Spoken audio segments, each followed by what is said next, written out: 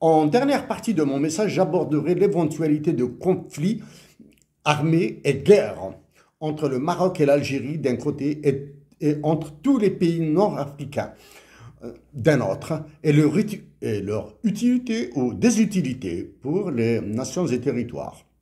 Je vous cite un article du droit international. Article 126 de la Convention des Nations Unies sur le droit de la mer dit, c'est l'article 126 de la Convention des Nations Unies sur le droit de la mer.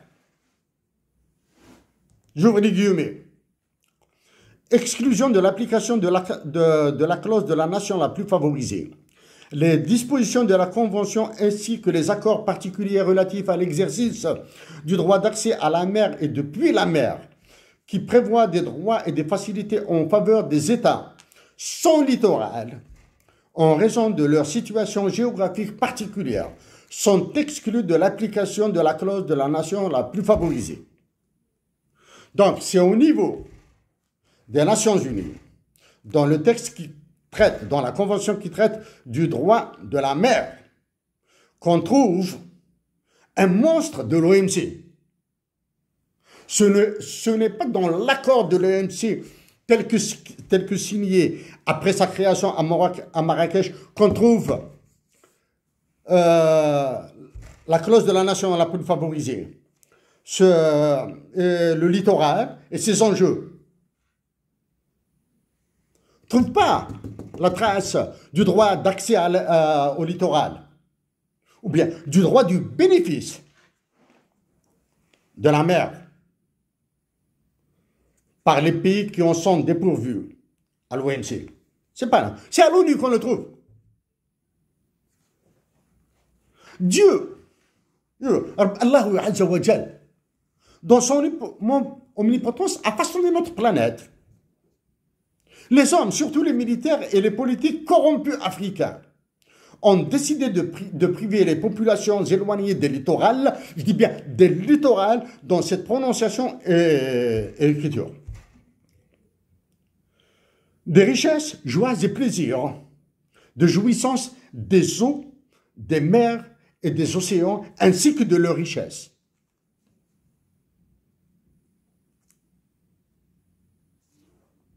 Est-ce juste et équitable?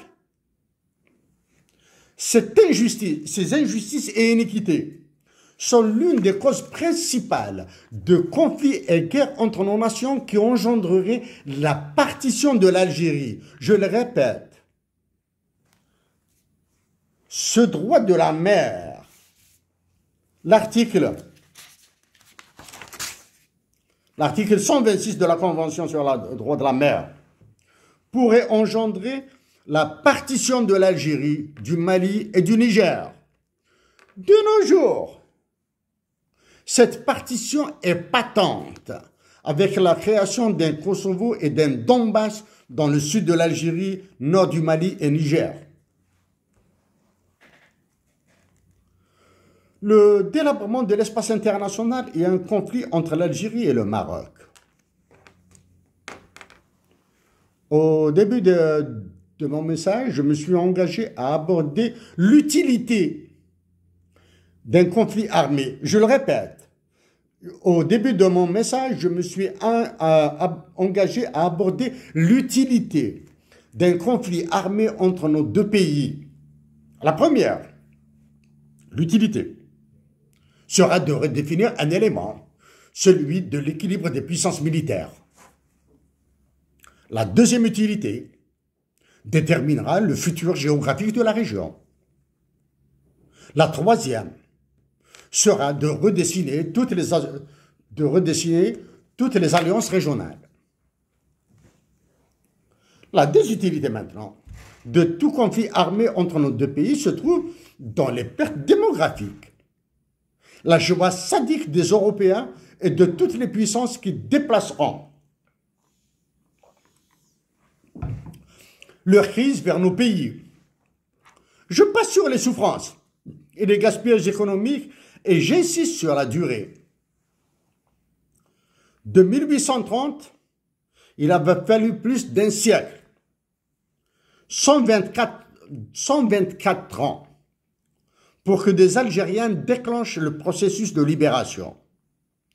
Dans moins de 6 ans, en 2030, ce seront 2 siècles de temps consommés pour demeurer toujours sous le contrôle des puissants et du roi Emmanuel Macron, au moyen, entre autres, de l'article 6 de l'OTAN, qui fait de l'Algérie une propriété de l'État français, une propriété de Macron.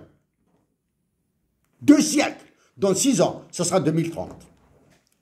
Pour éviter la guerre, pour faire la guerre ou l'éviter, les Marocains et les Algériens doivent définir les règles.